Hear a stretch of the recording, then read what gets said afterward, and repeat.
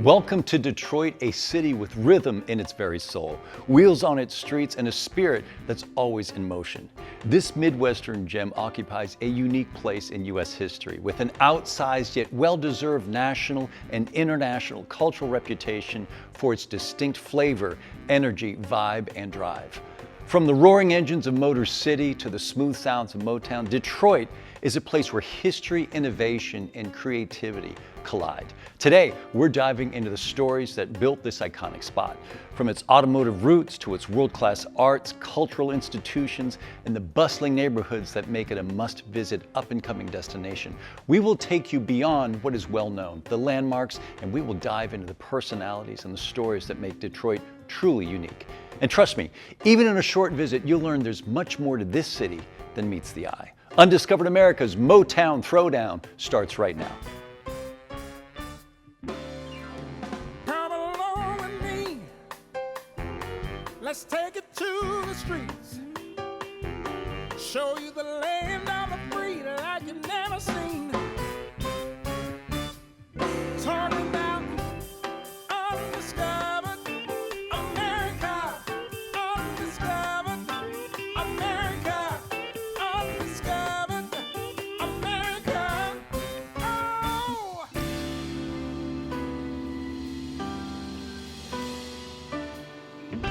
Undiscovered America.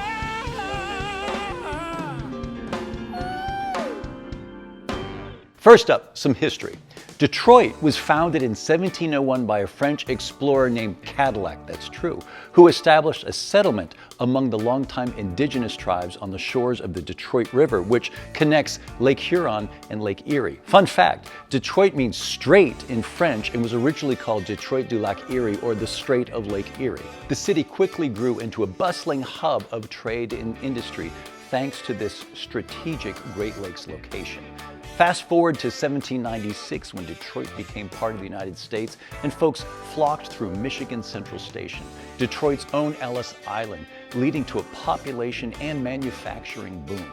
From kitchen appliances and steel, the automotive industry erupted, laying the groundwork for Henry Ford and his moving assembly line.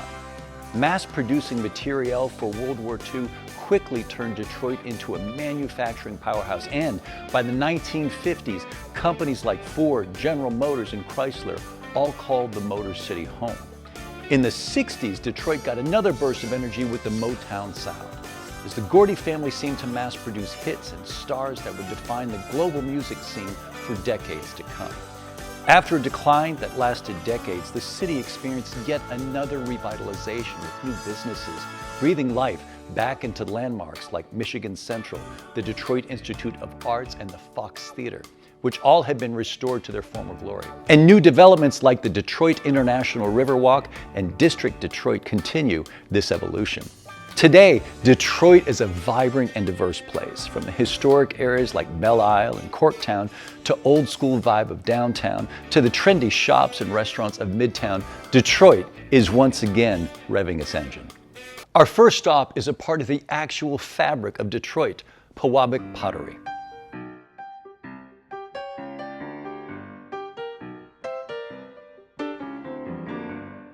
Hey, so here we are today with Annie Dennis. She's the education director and archivist. Did I get that right? Yes, you did. At Pewabic. Explain this name to me.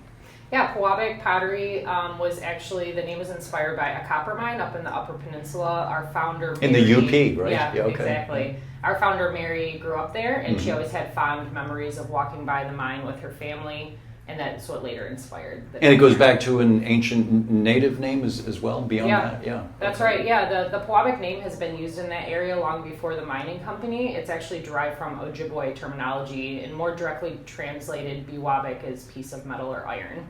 Well, that is a nice transition here, because you guys are famous for a lot of things, but it's mostly the iridescent glaze, correct? This was like what made this something huge. That's right. Yeah, our hallmark glazes truly are iridescent glazes, which we still produce today, and so it does kind of work out. Right, the metallic, sure. Reference. So yeah, that's a huge part of what Pewabic later became known for throughout the U.S. Is our metallic glazes as well as our architectural tile. And you've done some interesting co-branded things. I noticed we were talking earlier. You did a Shinola watch face, right? Yeah, that's right. From tile.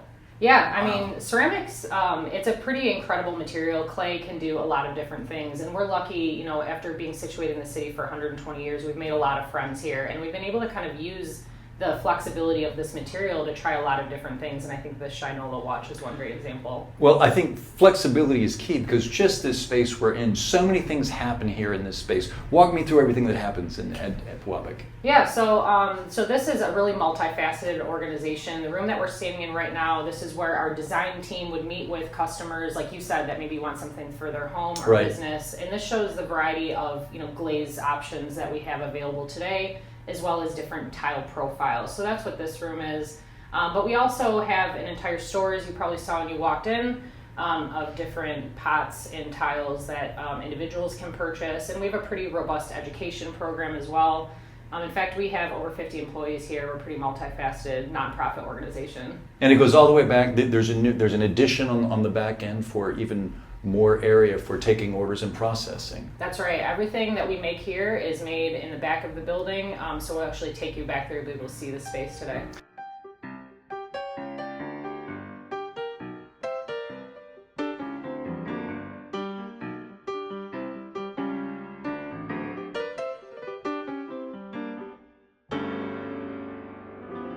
Tradition is always going to be important in ceramics, and I think sometimes, you know, functionality is something as simple but as powerful as creating a cup, you know, something that someone will put to their face. You know, Sure. there's a level of intimacy that comes along with this craft. But what we've seen in the last few, you know, decades is this huge expansion of the definition of what ceramics is. So people are using it in a sculptural way, as we've seen here today, even architectural tile. You know, this material really has very few limits in what it can become.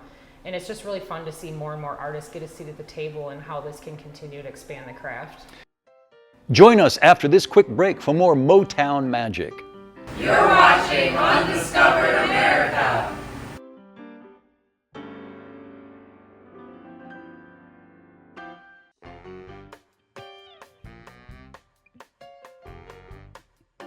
Welcome back to Undiscovered America TV. Stick with us as we uncover more hidden gems and iconic stories of the Motor City. Next stop, Belle Isle. So this is an amazing spot we are in right now. We've got Canada on one side, we have Detroit on the other. Talk us through the entire park. What do people come here for? So Sunset Point, which is where we're standing right now, is an absolutely beloved space for Detroiters. There's 5.5 million people annually that come and visit the island, and I always talk about Belle Isle as being the backyard for the city. So the city of Detroit has an incredible set of public parks and spaces all around. So you cross the bridge, there's a beautiful riverfront, there's the Joe Louis Greenway that we're building around the city, and there's an amazing fabric of public parks around the city. And this is really at the epicenter of that. It's the most beloved jewel of the city, and it's just a great place to be. Now that's its nickname though, right? Yes. The Jewel of Detroit, right there. That's right. Your job exactly is what? As the CEO, I mean, it seems like the state takes care of the body of the park. Are you the babysitter of the mind? And what exactly is the Conservancy's focus? So what the nonprofit Conservancy does is really we're the high touch points for the island. So the state takes care of the backbone of everything that needs to happen, whether that's the capital projects or the maintenance on the island. And we're here for bringing together those volunteers that want to lend their time to help keep the aquarium doors open, to staff the conservatory when that's open, to do cleanup around the island. Over the years, we've picked up over 6,000 pounds of plastic from the waterways and around the island, and we've stewarded about 170,000 hours of volunteer time to make things happen on the island. I mean, that's just a pretty good barometer of how beloved this place is, that people are willing to volunteer that much time to do that much work to preserve something like this. The other thing that I love about this is there's so many other activities that go on above and beyond the Conservancy, right? That's right. You have car shows, you have kite festivals, you have... And we also have the Detroit Zoo on site, so they operate the Detroit Nature Center. We have the Detroit Historical Society operating the Dawson Great Lakes Museum. So there's so many cultural institutions on the island, and there's so many natural places to just linger and be and take respite from city life. This seems like an absolute dream for children, for kids, and I've seen kids all over this park today. Talk to me about how the focus of what you do involves children. So our focus is really on the entire age spectrum to have everyone enjoy this space, but with a special attention to youth and seniors. The reason being is that that's really a critical time of life where you need that third place. So, the space that you can go to that's not like school every day, Sure. or if you're no longer working, where can you connect with community outside? Right. And Belle Isle is really that. Even during the pandemic, when everyone was really isolated and hungry for that kind of connection to community, Belle Isle was so critical to people's daily lives during that time. And when we had our first citywide memorial to honor the lives of those Detroiters that we lost during the pandemic, it happened on Belle Isle. And it seems like there's so much going on here. There are people of all ages. And I love your focus on seniors and kids, two groups that are oftentimes overlooked quite a bit. So Megan, if people want to learn more about this beautiful space, where can they find information? Type in Belle Isle on your search engine, and we'll be the first website that pops up, and you can learn more there. Beautiful. Again, thanks for having us today. Thank you so much. We've soaked in the beauty of Belle Isle, and now let's head to a historic building whose revitalization is re-energizing the city, literally. Picture a grand building that once symbolized the golden age of rail travel, now transformed into a hub of innovation for the future. Welcome to Michigan Central Station. Originally opened in 1913, this iconic structure was once the tallest train station in the world and bustling gateway for travelers from all over. After decades of decline, the station stood as a haunting reminder of Detroit's ups and downs until now. Today, Michigan Central is undergoing a remarkable transformation thanks to Ford Motor Company, which is turning this historic edifice into a cutting-edge campus for mobility innovation. It's a place where past meets the future, a symbol of Detroit's resilience, and a tribute to how the city reinvents itself time and time again. The station was once an emblem of the city's past glory, is now being reimagined as a place where technology, creativity, and the community all come together. Visitors can take a glimpse into the future by exploring the revitalized public spaces around Michigan Central, including plans for new parks, event spaces, and retail areas that will make this part of Detroit an exciting place to visit. It's about more than just restoring this building. It's about creating a dynamic community space that reflects Detroit's spirit of innovation and ambition. From the innovation happening at Michigan Central, now it's time to sink our teeth into a true Detroit original, the Coney Island hot dog.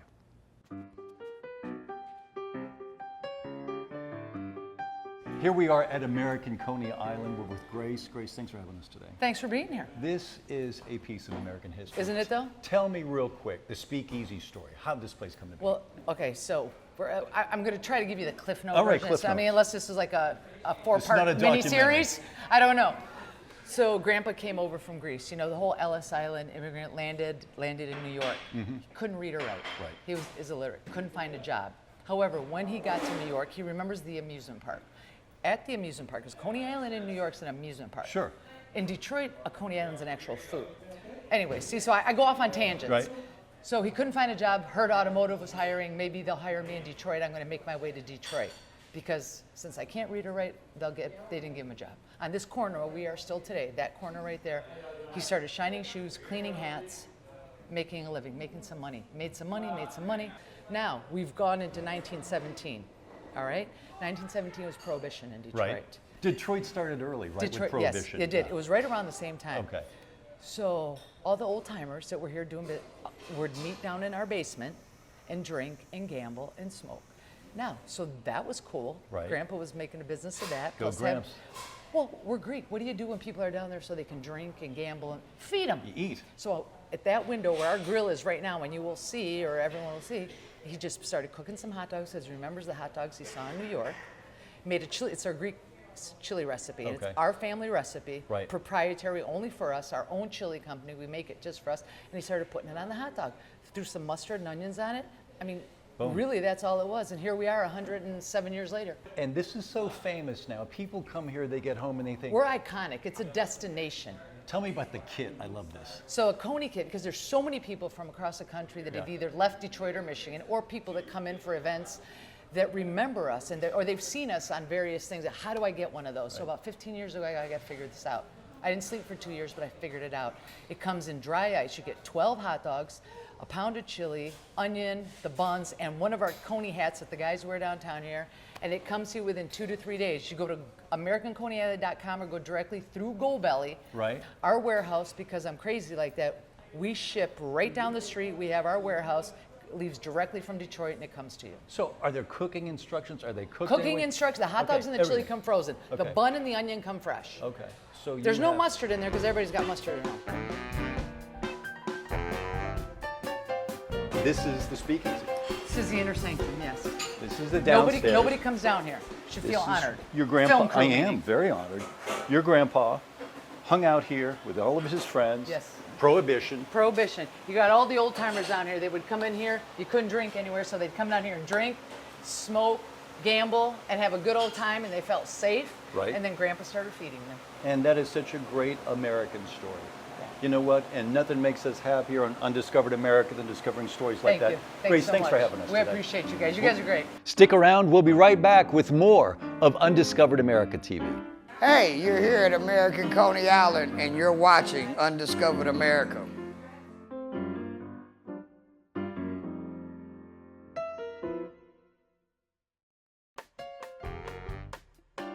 Welcome back. While we were in Detroit, we got to visit a company that is using the city's history and community to inspire their unique portfolio of potent potables. Here we are with Ben from 2 James Spirits. We are in Corktown, Detroit, right? The coolest part of Detroit. Yeah, yeah. All right. The resurrection of the city.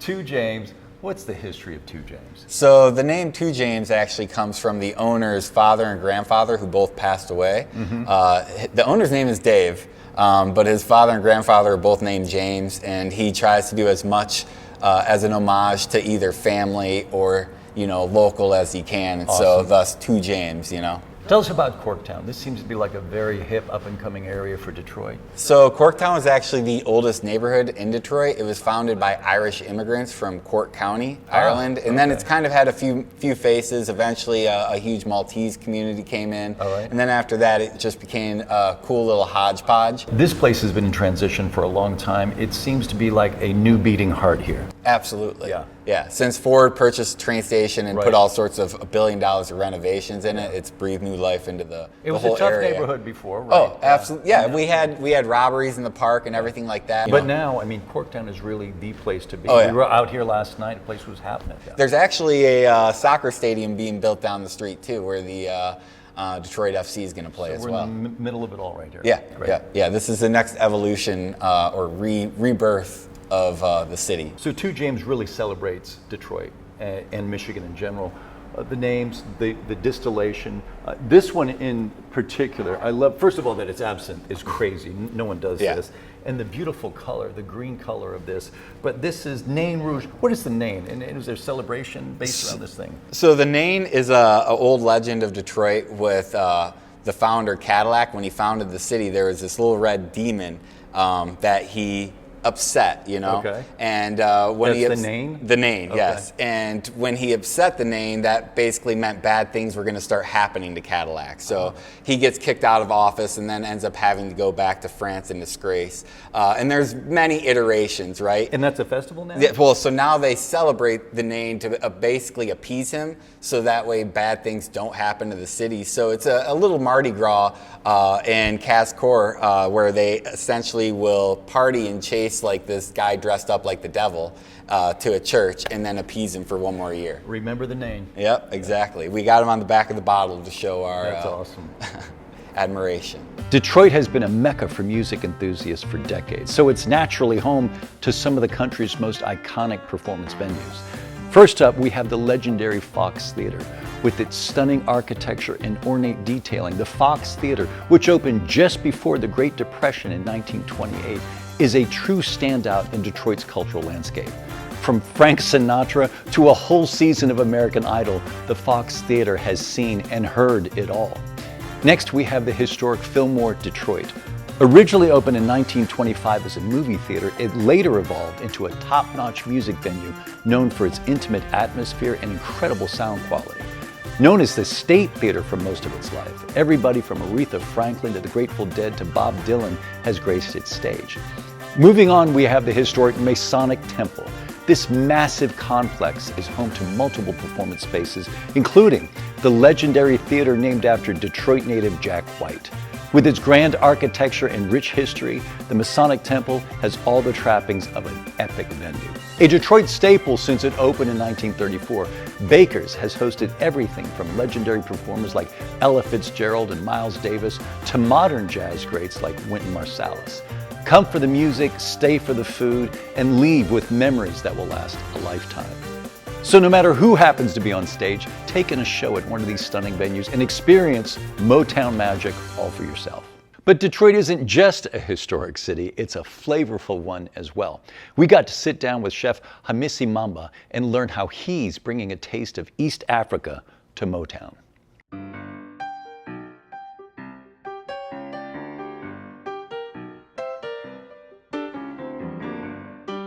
So Mamba, talk us through these beautiful looking dishes. Yeah, What am I so looking at? I present today's Friday. This is my memory after prayer. This is the meal that my mom always make. You know, there's goat shank is a very festive meal in Burundi. After prayer. After prayer, yes, on Friday. So and then we combine it with coconut rice. So in Burundi, the meal it has to be complete. Okay. So much of the thing people ask is like, why you don't make more money so you can have sides? This is not how it is. So you eat a complete meal. So you have coconut rice, you have the goat, plantains, beans, and corn. So you have your legumes, your proteins, your starch, your meat, everything in one bowl. Everything in one bowl, because sometimes that's the only meal that you're gonna have. Right. Also, you don't snack in between meals. Goat, what do we got over here? The samaki. Samaki is a fish, so Okay. it's a white fish, and same thing. We have rice pilau, which is it's a rice cooked with spices. Okay. And you have to both rice and coconut rice. Beans and corn salad and plantains, of course. Where would you get that fish?